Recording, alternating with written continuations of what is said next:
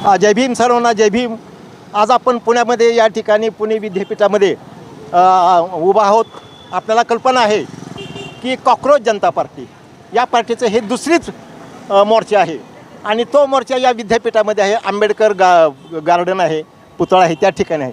ही जी आपण पाहतो ही या ठिकाणी गेट आहे आणि गेटपासून आपण अगदी 100 फुटाच्या अंतरावरती या ठिकाणी आपल्याला बॅरिकेड्स लावलेले आहेत. आणि आपण आता या ठिकाणी अभिजित दिपके आणि वांगचू आणि त्याचबरोबर इतर बहुतेक कार्यकर्ते या ठिकाणी येणार आहेत आणि ते या ठिकाणी कॉक्रोचच्या दृष्टिकोनातून म्हणजे तरुणाईच्या दृष्टिकोनातून बोलणार आहेत. आपल्याला माहीत आहे की भारत देशामध्ये आज खऱ्या अर्थाने तरुण 50% जास्त आहेत. पाहूया आपण हे कॉक्रोच जनता पार्टी कशा प्रकारे होत आहे आणि त्याचबरोबर इथं असणारी जी काही जनता आहे, आलेले पब्लिक आहेत, या पब्लिकांच्याही आपण भेटीगाठी घेण्याचा प्रयत्न करणार आहोत, काय विचारणार आहोत. हा कुठून आला साहेब? मी अहमदनगरहून आलो आहे. अहमदनगर. काय उद्देश काय तुमचा येण्याचा? कारण आज कार्यक्रम आहे असं वर्तमानपत्रामध्ये वाचलं. चला म्हणलं आपण आलो आहे पुण्यामध्ये तर चला कार्यक्रमाला जावं, त्यांचे विचार ऐकावे. कारण जे लोक जनतेला कॉक्रोच म्हणतायत या देशातील जनतेला, तर त्यांच्याच नावाने यांनी एक पार्टी काढलेली, तर त्यांचे काय विचार आहे ते ऐकण्यासाठी या ठिकाणी आलेलो आहे. पण हे जे आता तुमचं ते कॉक्रोच पार्टी ही तरुणांची आहे, पण तुमच्याकडं वयाकडे पाहता काय सांगाल तुम्ही? आणि ते हे जनता आहे शेवटी, या जनतेचे जे नवतरुण आहेत त्यांना जर तुम्ही कॉक्रोच म्हणते या देशातला तो न्यायाधीश, तर ही चांगली गोष्ट नाही आहे ना. जनतेच्या संदर्भात त्यांनी असं बोलायला नाही पाहिजे. म्हणून म्हणलं चला यांचे विचार काय आहे ते ऐकण्यासाठी मी या ठिकाणी आलेलो आहे. बरं साहेब, आपण कुठून आलात? मी पुणे कात्रजवरून आलो आहे. पुणे कात्रज.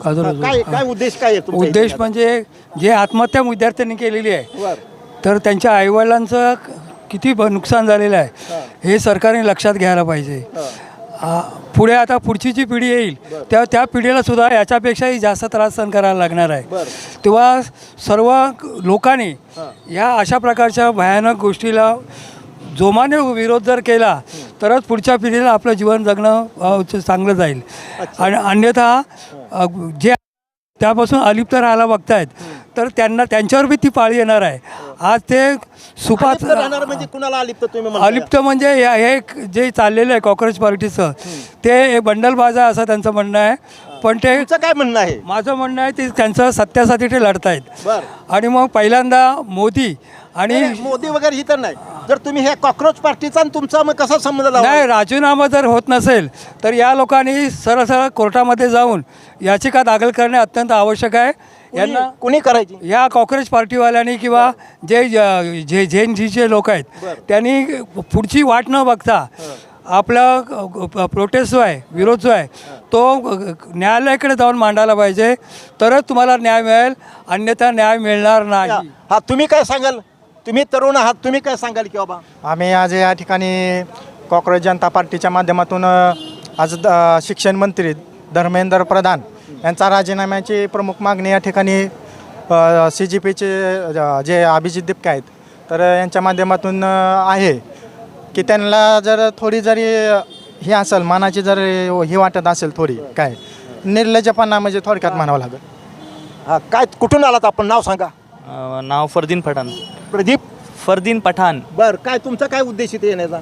काय जे आता नीट पेपर लीक झाले त्याच्यावर आता खूप सारे लोक जसे तुम्ही बघता इथं आलेत, जमा झालेत, तर मला वाटतं की लोकशाहीच्या हिशोबाने जर एक सर्टन अमाऊंट ऑफ पीपल जर लोकांचा काही गोष्टीला असेल काही संमती नसेल पुढं म्हणजे तिथं काय होणं, तुमचा काय उद्देश आहे त्याण्याचा? CGPला प्रोटेस्ट म्हणून आपण हेल्प करतोय आणि नक्कीच शिक्षण व्यवस्थेमध्ये जो काही घोटाळा होतोय तो थांबलाच पाहिजे. आपलं नाव काय? माझं नाव सूरज दावारे. आता मी हेल्प करणार म्हणजे काय करणार?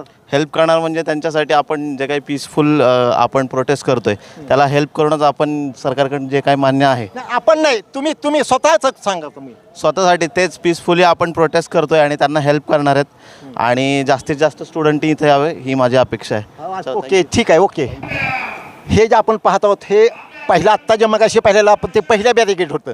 नंतर एवढ्या वेळात अगदी इथं अगदी जवळ आहे, हे 150 फूट असेल किंवा 150, तर लगेच दुसरं बॅरिकेड या ठिकाणी ठेवलेलं आहे. तुम्हाला मी बॅरिकेड दाखवण्याचा मला मुद्दा होता. म्हणजे हे सरकार आहे हे इतकं भिलेलं सरकार आहे की पावलं पावली ते तुम्हाला अडचणीत आणण्याचा प्रयत्न करत आहे किंवा आपल्या इकडं कसे दाखवायचं फक्त आपण सगळं करतो, पण ती एक सरकार भिल्याचंच हे कारण आहे. ओके.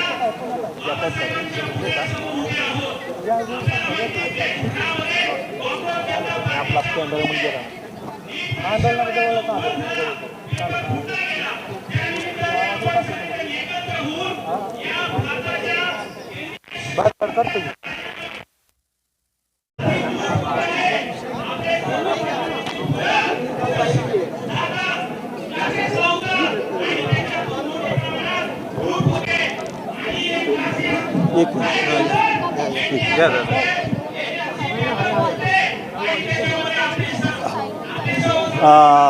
जय भीम. जय भीम. जय भीम साहेब. जय हा, भीम. आपण कुठून आलात? मी कामोडीमधून आलो. अच्छा, काय नाव काय आपलं? माझं चिमाजी दोंडीबा शिंदे. आपण जर मला थोडा वेळ दाखवलं जर आपला चेहरा तर बरं होईल कॅमेराला. जरूर, का नाही. ओके. हां, पहा. हां, नाव काय सांगितलं पुन्हा एकदा? माझं नाव चिमाजी दोंडीबा शिंदे. आता शिंदे साहेबांचं वय आणि शिंदे साहेबांनी हा जो काय पेहरावा केलेला आहे कॉक्रोच, म्हणजे याला वयाचा आट नाही आहे खऱ्या अर्थाने. सगळे आपण तरुण आहात, बरोबर? मग आता या तरुणात तुम्ही तुमचं कर्तव्य काय सांगाल? माझं कर्तव्य हे आहे, माझं कर्तव्यच हे आहे की माझी काढा साहेब थोडा वेळ. ही सर्व माझी मुलं आहेत. ह्या मुलांच्या शिक्षणासाठी आम्ही खर्च करतो. हे मुलं इतकं मेहनत करतात परीक्षेसाठी, आणि परीक्षा द्यायच्या वेळेला पेपर फुटी होते. मग मुलांना किती त्रास होतो, आणि आम्हा पालकांना सुद्धा त्यांना खर्च घालून आम्ही नाकी नवाले असतं कसं बसं पोटाला चिमटा देऊन मुलांना शिकवत असतो. आणि त्यावेळेला हे अशा प्रकारचे का पेपर फुटी होत असेल, आणि जो 14पासून चालू आहे, हे काय थांबणार केव्हा? त्याच्यामुळं कॉक्रेजने जो आवाज उठवलेला आहे, कॉक्रेज जनता पार्टीने जो आवाज उठवलेला आहे, त्या पार्टीचं मी अभिनंदन करतो. मी त्यामध्ये सभासद झालो, आणि हे सगळे आमची मुलं आहेत. ह्या मुलांच्यासाठी माझं वय आज 68 जरी असलं, या मुलांच्यासाठी मी इथून पुढचा वेळ देणार, पूर्ण वेळ देणार. पण आता ही मुलं आहेत, खूप लहान आहेत असं म्हटलं जाते. आता बघतोच आपण, तर त्या मुलं ऐकतील का? आजकाल मुलं ऐकत नाहीत असं समजतंय. हे ऐकते मुलं उद्देश घेऊन चाललेलं आहे. पेपर फुटी जी झालेली आहे, केंद्र सरकारचा केंद्रीय शिक्षण, त्याचा राजीनामा हा व्हायलाच पाहिजे. हा आपला मूळ उद्देश, आजचा मूळ उद्देश हा आहे. आता ह्या केंद्र सरकारने किंवा हा जो काय जनता पार्टी आहे, हां, म्हणजे जनता पार्टी भाजप त्याच्यात तर ते देत नाहीत आतापर्यंत अनुभव. मग हा अनुभव तुम्ही एवढ्या ह्याच्यातून तुम्हाला वाटतंय का? आम्हाला खात्री आहे त्यांना ह्याचा राजीनामा घ्यावाच लागणार. कारण मोदीजी एवढी पॉवर आहे, जागतिक पातळीवर जो बोलणार तसं होत आलेलं आहे. असं जर काय गोदी मीडिया तर हे का होऊ शकत नाही? हे क्षणात होऊ शकतं.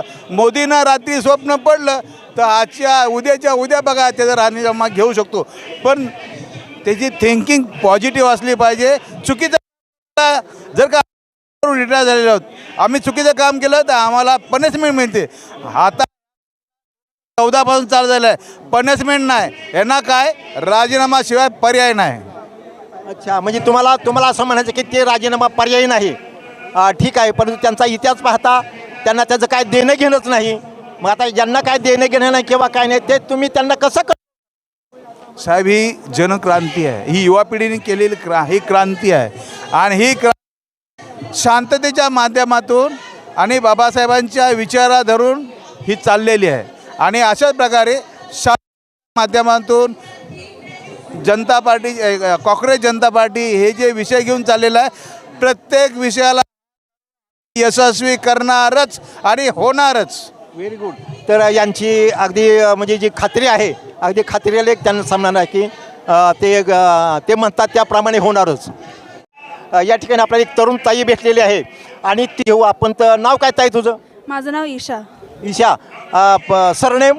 शिर्के. अच्छा, तर तू या ठिकाणी आलेली आहे, काय तुझा उद्देश काय इथे येण्याचा, काय कारण आहे? कारण हे आहे की सरकार अकाउंटेबिलिटी घेत नाही आहे.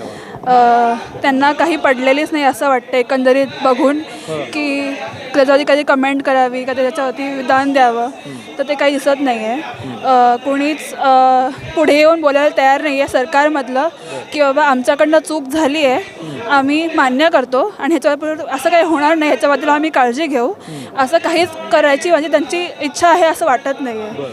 तर मी काही नीट दिलेली नाही आहे, काहीच केलेलं नाही आहे. मी ऑलरेडी नोकरी करते आहे, पण देशात असे खूप प्रॉब्लेम्स आहेत की सरकार पूर्णपणेच डोळे झाक करते असं वाटतं आहे, किंवा त्यांच्याच फायद्याचं बघतात असं वाटतं आहे. तर मी आले कारण माझे काही मित्र आहेत, त्यांचे भावंड ज्यांनी नीट दिली आहे 2 वर्षातून 3 वर्षातून देत आहेत, पण त्यांचे दोन वेळा एक पेपर लीक झालेत. तर त्यासाठी मी इथे आली आहे की बाबा मी त्यांना सपोर्ट करीन, काहीतरी करून माझ्या हिशोबाचा सपोर्ट करून, की बाबा मी ह्या गोष्टीच्या पूर्ण अगेन्स्ट आहे, खिलाफ आहे, की हे असं परत व्हायला नको. लोकांच्या शिक्षणाशी खेळ नको. लोक खूप मेहनत घेतात, मुलं खूप मेहनत घेतात, मी पण मेहनत करूनच एवढं कमावते आहे आणि बाकीच्यांना पण कमवायची आणि देशासाठी कधी करायची इच्छा असं आहे, त्यांना करून द्यावं आणि ह्या गोष्टी परत कधी होऊ नयेत एवढीच माझी इच्छा आहे. तुला असं तू तर म्हणते की बाबा हे सरकार काही लक्ष देत नाही किंवा काय नाही, मग ते सरकार कसं लक्ष देईल, कधी लक्ष देईल असं वाटतं, काय केलं तर लक्ष देईल? मला नाही वाटत लक्ष देईल. मग काय करावं लागेल की ह्या देशाच्या भल्यासाठी मग तुम्ही ह्या पार्टीच्या माध्यमातून काय ॲक्शन घ्यावी असं वाटतं? काय तुला काय वाटतं? मला असं वाटतं की रेझिग्नेशन घेऊन गोष्ट थांबते असं नाही आहे. कुणाच्याही कुठल्याही पक्षाच्या नेत्याचं रेझिग्नेशन घेऊन गोष्ट थांबत नाही, पण एक पाऊल पुढे टाकतो आपण की बाबा हां आम्हाला माहिती आहे की आम्ही प्रॉब्लेम आमच्याकडनं चूक झाली आहे, पण आम्ही काहीतरी याच्यापुढे एक ॲक्शन घेतो आहे. आता त्याच्यासाठी तुम्ही काय पुढे करणार आहात ती सरकारची जबाबदारी आहे. ती जबाबदारी लहान मुलांची नाही की आम्ही परीक्षा कशी द्यायची. आमची जबाबदारी आहे आम्ही अभ्यास करायचा, परीक्षा द्यायची, मार्क घ्यायचं आणि पुढे नोकरीला जायचं. हे आमचं काम आहे. सरकारचं काम आहे की सरकारने काहीतरी गोष्टी काढाव्या. ओके, ठीक आहे. ओके, काय नाव? नाव मानस थोरात आहे. सध्या मी 12वीत आहे आणि क्लॅट नावाच्या परीक्षेसाठी तयारी करतो आहे. बरं, मग आता इथं तुम्ही येण्याचं काय कारण आहे? खरं तर नीटची पेपर फुटी झाली हे माझ्यावर काही डायरेक्ट प्रभाव टाकत नाही. मी नीटसाठी तयारी करत नाही आणि माझे काही भाऊ-बंध पण नाही. पण जेव्हा ही एवढ्या मोठ्या प्रकारे पेपर फुटी झाली आणि त्यानंतर त्याच्यावर सरकारने काही निर्णय नाही घेतला, काही ॲक्शन नाही घेतली कोणावर, विशेषतः धर्मेंद्र प्रधानांवर, तेव्हा एक निर्लज्जतेचा भाव जो दिसतो हा मला लोकतंत्र किंवा लोकशाहीसाठी खूप चिंताजनक वाटतो की एवढ्या मोठ्या स्केलवर एवढे विरोध होतो आहे तरीही त्यांना काहीही दबाव वाटत नाही की आपण काहीतरी ॲक्शन घ्यावं, या मंत्र्याला काढावं, कोणाला नवीन माणसाला आणावं. हा विचार धरूनच तुम्ही काय ॲक्शन काय तुम्हाला वाटतं काय व्हावं जेणेकरून त्यांना जाग येईल किंवा ते ॲक्शन घेतील? हो, सगळ्यात महत्त्वाचं तर हेच आहे की आपण त्यांना जागवायला अशाच प्रोटेस्टवर यावं. आणि दुसरी ही खूप महत्त्वाची गोष्ट आहे की आपल्याला माहिती असायला पाहिजे की हळूहळू ज्या प्रकारे मूर्तिकार मूर्ती बनवतो ठाक ठाक ठाक ठाक मारून, त्याच प्रकारे आपल्याला लोकशाहीला पण तोडलं जातं आहे. हळूहळू एक पाऊल ठेवून जे बिल्स किंवा जे लेजिस्लेशन, जे नियम लॉज आणले जात आहेत संसदेत, दर नियममध्ये असं काहीतरी दिसतं की जी ताकद आहे ती सगळी एक माणसाकडे, केंद्राकडे, नरेंद्र मोदींकडे किंवा BJPकडे काही बोला, केंद्रित होती आहे. उदाहरणासाठी तुम्ही आता मनरेगाला काढून घेतलं आणि VB ग्रामजीला आणलं, तर त्या VB ग्रामजीमध्ये प्रावधान असं आहे की केंद्र सरकार तय करणार की कोणत्या राज्याला केवढे पैसे मिळणार. लोक केवढे काम करायला तयार आहेत त्याच्यावर निर्भर नाही, आता ह्याच्यावर निर्भर आहे की नरेंद्र मोदींना कोणत्या राज्यांना केवढे पैसे द्यायचे. आणि हे त्याच प्रकारे देणार आहेत. जिथे BJPचं राज्य आहे तिथे जास्त देणार आणि जिथे नाही आहे त्यांचं राज्य तिथे कमी पैसे देणार. मूळ मुद्दा आहे की त्यांचं सरकारने एकतर उलथून टाकण्याचा एक मुद्दा आहे असं म्हणावं लागेल तुमच्या बोलण्यातून. काय की सरकार हे काही करत नाही, आपल्याला बदल पाहिजे, पण बदल तुम्ही घडवण्यासाठी जर काही करत नाही तर तुम्हाला तुमच्या ॲक्शन्स महत्त्वाचे आहेत. त्याच्या पुढची ॲक्शन काय असावी असं वाटतं? अच्छा, की म्हणजे आता सध्या प्रोटेस्ट झालं, सरकार उलटून पण घेतली, तर पुढे काय व्हावं? काय कारण का सरकार ऐकणार नाही असं तुमचं यांचंही मत आहे. मग काय ॲक्शन घेतल्यानंतर सरकार ऐकल जेणेकरून त्यांनी ऐकलं पाहिजे? माझ्या मते आता तर जे पुढची निवडणूक येणार आहे त्या च्याच माध्यमातून सरकार ऐकू शकते. नाहीतर जर जास्त लोक रस्त्यांवर आले, एक भय प्रकट जर झालं सरकारच्या मनात, तर ते योग्य प्रकारे काम करतं. म्हणजे असं म्हणजे सरकारच्या मनात भय म्हणजे निर्माण होण्यासाठी तुम्हाला काय वाटतं? एक तर असेच प्रोटेस्ट व्हायला पाहिजे, अजून जागेंवर व्हायला पाहिजे, आणि तुमच्यासारखे पत्रकार पण यायला पाहिजे, ते दाखवायला पाहिजे की होत आहेत, म्हणजे त्यांच्या कानांपर्यंत पण पोहोचायला पाहिजे कसं काय होतं आहे. नाहीतर बाकी मीडियावाले तर असतातच. जय भीम, जय भीम. धन्यवाद, धन्यवाद, धन्यवाद. कसं आहे तुम्ही? Go ahead. हा एकदम बेस्ट आहे. तुम्ही कसे आहात? तुम्ही सर्व मस्त, छान. तर ही आपली एक ताई आहे आणि आपले तरुण आहेत. तर आपण या ठिकाणी तो ताई काय उद्देशाने आलेली आहे? सपोर्ट करायला. सपोर्ट केली आहे म्हणजे ॲक्च्युली फील्ड कोणत्या फील्ड? फील्ड म्हणजे तू प्रत्यक्ष फक्त सपोर्ट करणे नाही, सपोर्ट करण्यासाठी काय काय लागतं, काय करावं लागेल की सपोर्ट करणार म्हणजे काय करणार? ह्याच्यासाठी सपोर्ट करणं म्हणजे showing up is very important आणि मेकिंग कॉन्टेंट जे आपण आत्ता करतोय. अच्छा, only contact is enough for that? For this I think it should be enough. Naveen generation, Naveen minds, Naveen like माझ्या जनरेशनचे लोकांचे जे विचार, इट्स व्हेरी इम्पॉर्टंट. कारण की to move from the old mindset, you know, and everyone's your try to make a change. त्याच्यासाठी चालू आहे आम्ही सगळे, आणि आय होप इट वर्क्स. चेंजसाठी नाव आपलं? माझं नाव गजानन आहे आणि चेंजसाठी हिंमत व्हायला पाहिजे आणि दृढ निश्चय. आता नुसता ऑनलाईनवर बोलून निश्चय कशावरती निश्चय? काय काय काय काम की काय? आम्हाला चेंज पाहिजे तर पाहिजे. तिच्यावर म्हणजे सॉरी मराठी येत नाही मला बरोबर. चेंज काय पाहिजे? आता त्यांनी बोलतात की मला जॉब्स भेटत नाही. हे सगळं जॉब्स कसं भेटणार? तुम्ही इंटरव्ह्यू देणार नाही, तुम्ही काहीतरी स्किल शिकणार नाही, काही पण नाही, असं कसं जॉब भेटणार तुम्हाला? असं कोणी असं उठवून तिने म्हणणार की चला तुम्हाला जॉब देतो, तुम्ही असं भेटत नाही कोणाला पण. आता मी फर्स्ट इयरमध्ये होतो, जेव्हा फर्स्ट इयरमध्ये कुठली जॉब भेटत नाही, डिग्री पाहिजे, इम्पॉर्टंट आहे, तेव्हा पण मी जाऊन इंटरव्ह्यू देत होतो मी असंच टाईमपाससाठी, प्रॅक्टिससाठी. आणि आत्ता माझं कॉलेज संपलं आणि मी इंटरव्ह्यू दिलो. माझं मेडिकल फील्ड आहे, पण मी JP Morgan, ते एक इन्व्हेस्टमेंट बँकिंग कंपनी आहे, तिथं मी इंटरव्ह्यू दिलो, माझं झालं. हां, आणि पण मी आता देऊ शकत नाही कसं, माझ्याकडं ते नाही ना, डिग्री सर्टिफिकेट नाही, ते इम्पॉर्टंट आहे. पण मी असंच जाऊन देऊन आलो. मी आत्ता प्रॅक्टिससाठी मी जाऊन इंटरव्ह्यू देऊ शकतोय, तुम्ही पण करू शकता. नाही, हा जो प्रोटेस्ट आहे ना, हा सरकारच्या विरुद्ध आहे का?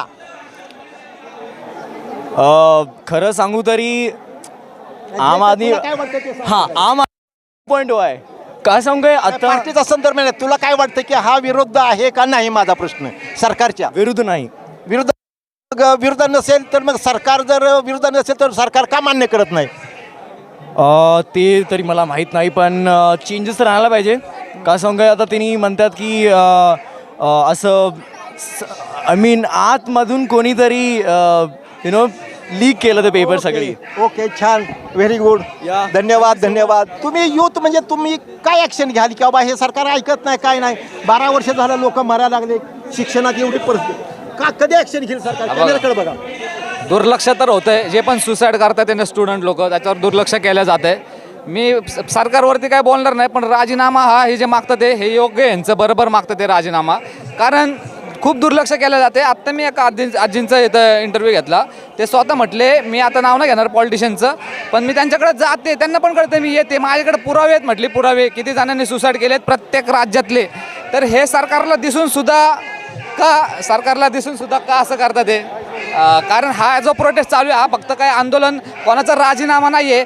हे सरकारला प्रश्न आहेत की जे स्टुडंटचे म्हणजे एज्युकेशनचे रिलेटेड झालं, जे सुसाईड करतात ते त्यांचं उत्तर द्या, बस, बाकी काय नाही. Okay okay.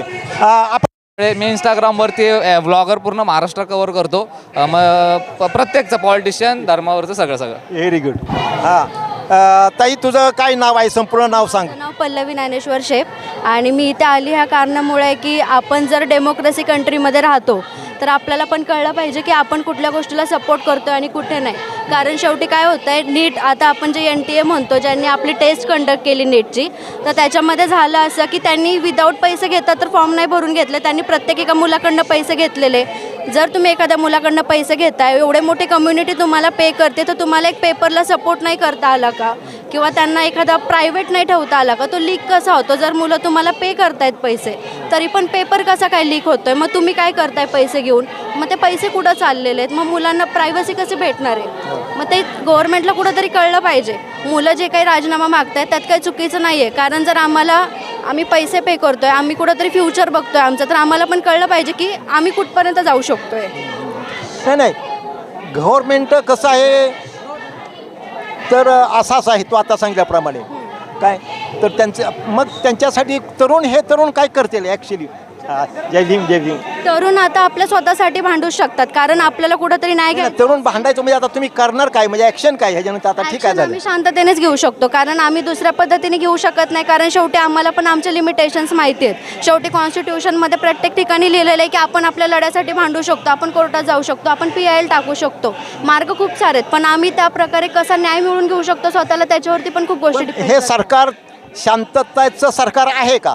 ह्या सरकारच्या मध्ये शांततायुक्त हे सगळं चाललेलं आहे का? काय तुझं मत आहे? माझं मत असं आहे, शांतता आपण म्हणू शकत नाही पूर्णपणे. शांतता त्या गोष्टीला म्हणू शकतो जिथं आपल्या सगळ्या सिटिझन्सला सपोर्ट मिळेल, पण जर सपोर्ट नसेल तर शांतता कुठून राहिली तिथे? अगदी बरोबर. मग आता हे सरकार जर अशांतच आहे किंवा ते असं त्यांच्या बाबी करत असेल तर मग शांततेचा परिणाम त्यांना कसं काय होईल? होईल असं वाटतंय? शांततेचा परिणाम त्यांना होत नाहीये. जर कधी होईल? त्यांच्यावरती डिपेंड आहे. आता जर आम्ही मग तुम्ही डिपेंड राहून चालेल का? डिपेंड कसं राहून चालेल? डिपेंड नाही राहते मग म्हणून तुमची ॲक्शन त्यांना ज्यांनी सोंग घेतलेलं आहे झोपेचं त्यांना जागत तुम्ही कसं करणार काय? हाच पर्याय आमच्याकडे. मग हा पर्यायाने होऊ शकेल का? होऊ शकतं, का नाही होऊ फार शकत? महत्त्वाची बाब आहे की ताई म्हणते की हे सगळं शांततेने होऊ शकतं. खऱ्या अर्थाने बुद्धाचा संदेश, बाबासाहेबांचा संदेश हाच आहे की बाबासाहेबांनी सुद्धा सगळं शांततेने केलं, बुद्धांनी सुद्धा केलं. जय भीम, जय बुद्ध, जय भारत. हां ताई, तुझं नाव काय? ऋतुजा. ऋतुजा, तुझं फुल नाव? ऋतुजा मिसाळ. बर, आता या ठिकाणी जो तू आलेली आहेस, काय तुझा उद्देश काय? सपोर्ट करणं, सर्वांना सपोर्ट करणं. सपोर्ट करणार म्हणजे तू काय करशील? जे चुकीचं आहे त्यांना मागे सारायचा प्रयत्न करायचा, आणि जे बरोबर आहे, ज्यासाठी सगळेजण लढत आहेत, चुकीचं जे काही चाललंय, म्हणजे हे आपल्या शिक्षणाविषयी चाललंय सर्वात अगोदर तर शिक्षण हा मूलभूत पाया आहे जो देश घडवू शकतो, जनतेला घडवू शकतो. आणि यूथ म्हणजे आपलं यूथ जी आहे तर त्या यूथसाठी सगळ्यात मोठी गोष्ट आहे की यूथने एकत्र येऊन काहीतरी करणं. तर मला ते वाटतं की एकत्र येऊन हे सर्वजण काहीतरी करतात, आणि मला स्वतःला वाटतं की एज्युकेशन म्हणजे हा पाया आहे जे देश बदलू शकतो, प्रत्येक जणाचा माइंडसेट बदलू शकतो. तर इथे कोणीतरी सुरुवात करते तर त्याला सपोर्ट करणं आपलं सर्वात महत्त्वाचं काम असतं. मग आता सुरुवात झाली असं वाटतंय का? हो, वाटतंय. सुरुवात झाली असं वाटतंय. तर आता जे केलेलं आहे ते चालूच आहे, पण आता काय केल्यानंतर या सरकारला जाग येईल तुला वाटतंय की? काय मला केलं? वाटतं आता सुरुवात झाली तर बस थांबायला नको, ही महत्त्वाची गोष्ट आहे. ह्याला सर्व लोक साथ देत आहेत, त्याला एकमेकांना जोडून घेत आहेत. तर असंच हे काम कार्यरत पुढे सुरू राहायला हवं, आणि लोकांनी पण तेवढं समोर येऊन ह्या गोष्टीला मदत करायला हवी. मदत करणं नाही, खरं तर हा स्वतःसाठी, म्हणजे इथे आपण जे पण काही करतोय ते इतरांसाठी नसून ते स्वतःसाठी काहीतरी असेल, आपल्या चांगल्या भविष्यासाठी काहीतरी असेल.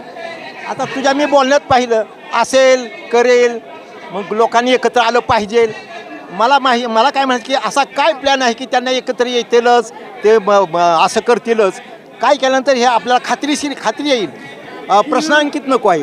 काय करावं लागेल त्यासाठी? आपल्याला तर पहिले स्वतःची मनाची तयारी करायला लागेल तेवढी, लोकांना सांगण्यासाठी. आपण फक्त सांगू नाही शकत. जेव्हा आपण स्वतः तेवढी मनाची तयारी करू इतरांना बोलण्याची, तर तेव्हा त्या गोष्टी होत जातील. नाही, मग तयारी करायची म्हणजे काय? जसं एखाद्या समुद्रावरती म्हणजे आपल्याला कुठं गावाला जायचं, आपण काय करतो सगळी तयारी. मग आता ही जर आपल्याला काय तयारी करायची आहे? हे काही लढाईच आहे ना?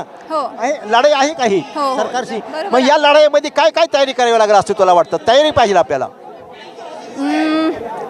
तर आपल्याला मला तरी वाटतं की शासनाची आर्टिकल्स वगैरे जे आहेत, न्याय संस्था वगैरे आहे, या सगळ्यांच्या गोष्टी आपल्याला माहिती करून त्यांच्याशी त्यांच्या पद्धतीने आपल्याला लढता यायला हवं. तर छान, थँक्यू, व्हेरी गुड. आणि तू सांगितले की बाबा काय त्यांच्या सरकारच्या वाचन केलं पाहिजे किंवा सरकारच्या गोष्टी आपण वाचल्या पाहिजेत, काय चाललं हे, आणि त्याच्यावर ठरवलं पाहिजे. तर निश्चितच आहे की तरुणांनी वाचलं पाहिजे, अभ्यास केला पाहिजे आणि एकत्र येऊन ठरवलं पाहिजे. थँक्यू, धन्यवाद. हां, जय भीम ताई, जय भीम ताई.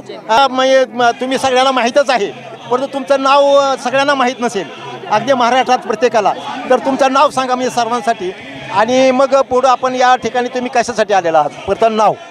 मी ॲडव्होकेट अश्विनी जितेंद्र कांबळे, क्रांतीज्योती सावित्रीबाई फुले समता मंचची मी अध्यक्ष आहे.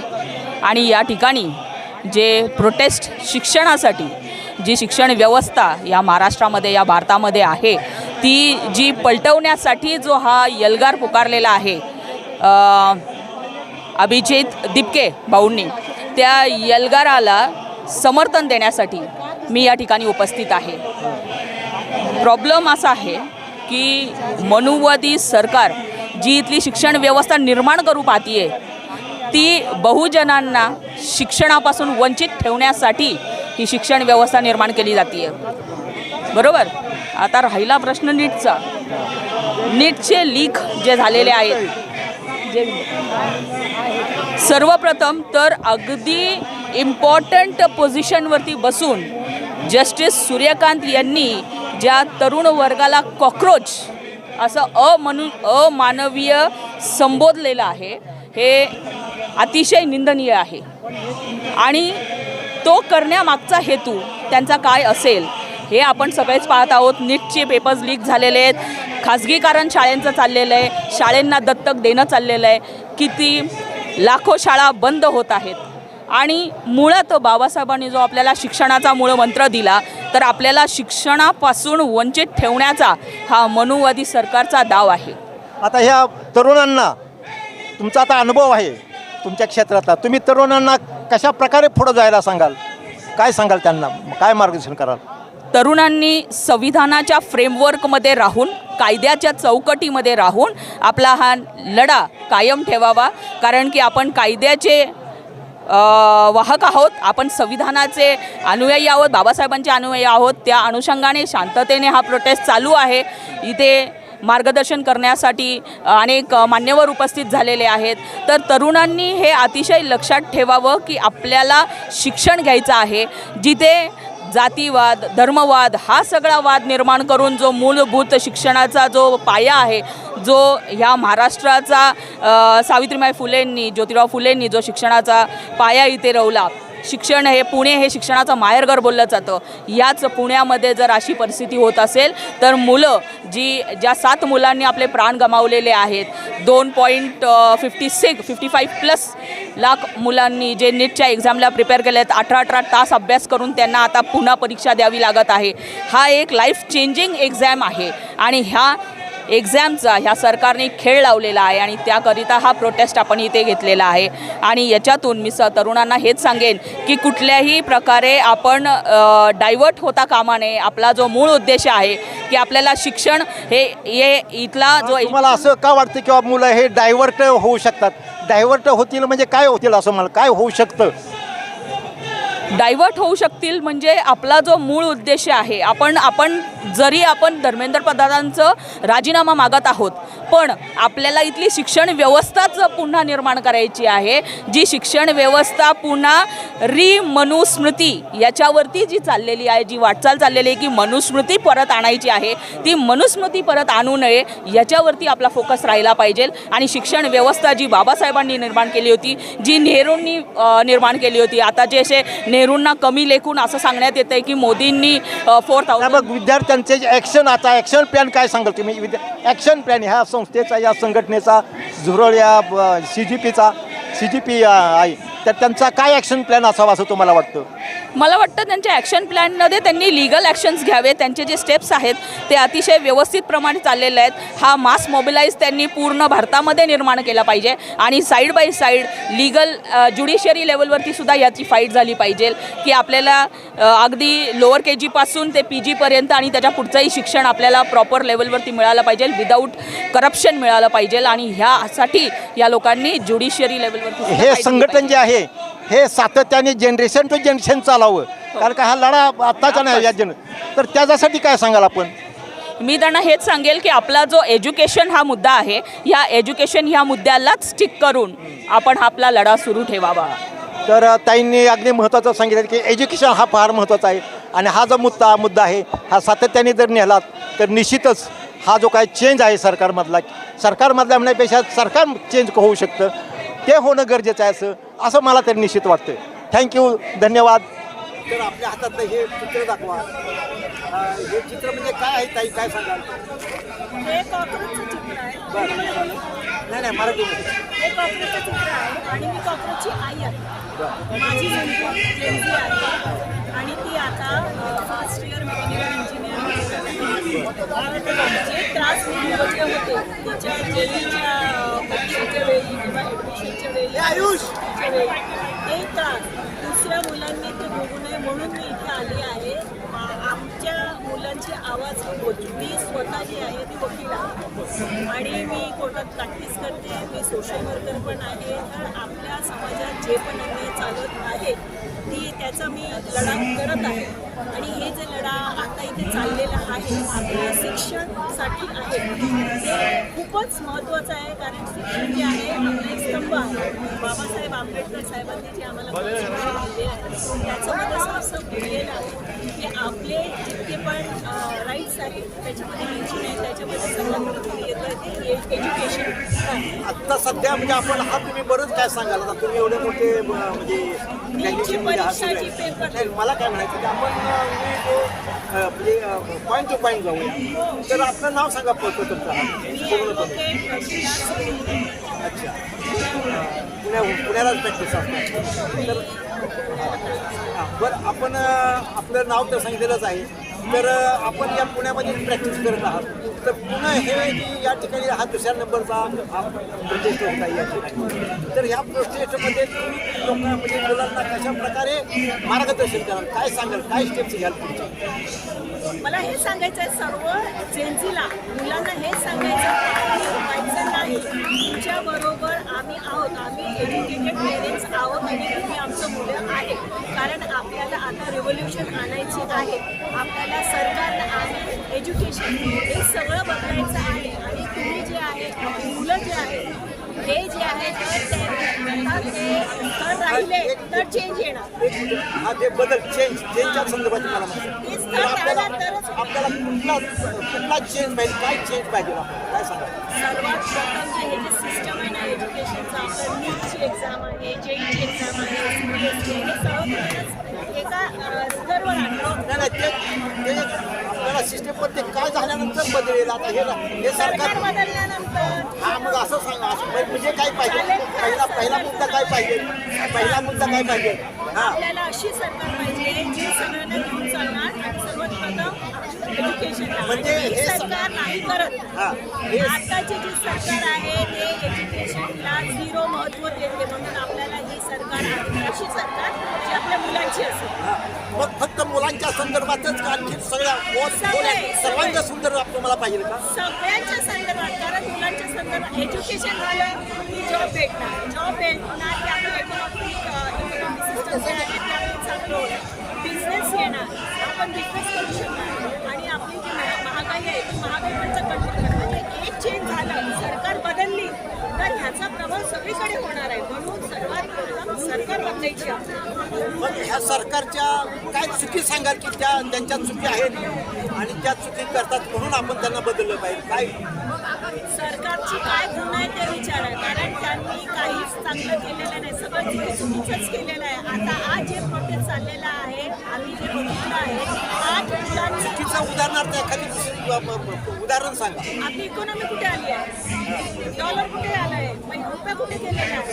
आपण कुठे आहोत आज? आज कर्ज बाजार आपण बघितलं तर पूर्ण विश्वामध्येच आपलं कर्ज सर्वात जास्त आहे. ही आहे आपली इकॉनॉमी. कुठे चालू आहे आपण? सरकारने काय दिलं आपल्याला? काहीच दिलेलं नाही. सगळं जे अडाणी अंबानीला गेलेलं आहे आपल्यासाठी काय राहिलं आहे तुम्ही सांगा ना. काहीच नाही आहे. रेल गेली त्यांच्याकडे, अंबानीकडे. म्हणजे थोडक्यात हे पूर्णपणे जर आपल्याला बदलायचं जे सिस्टम वगैरे सगळं तर सरकार बदलणं हाच एक उपाय आहे. तर काहींनी अगदी महत्त्वाचा मुद्दा सांगितलेला आहे की सरकार बदलणं हाच त्याच्यावर उपाय आहे. आणि खर्चाने सुद्धा सुरुवात नाही. जय भारत. आपण सुद्धा